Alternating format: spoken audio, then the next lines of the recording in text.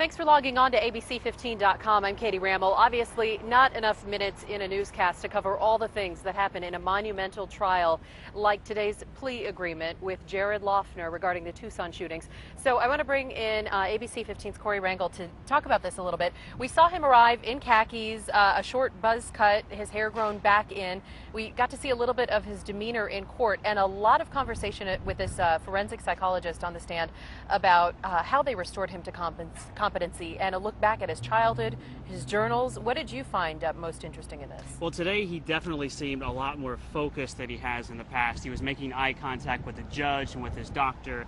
And as far as his past, they had mentioned that, this trouble all started kind of at the end of high school and into college, and he was depressed and he started drinking a lot.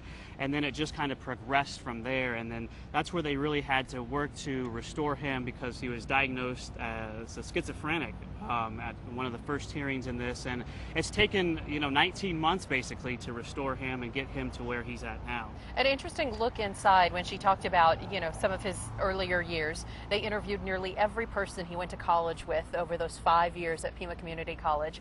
And then she spoke a little bit more about how they go through this process and bringing in a few other inmates so that he could have some contact with other people. That was actually part of the process to restore him. Right. He had group sessions, I believe, with 3 different inmates, and they would talk, and they pointed out that he didn't have contact with these inmates because they feared for his safety. But during those group sessions, they said that at one point Jared Loughner talked about what he did, and they think that having that contact and talking about what happened is part of what helped restore him.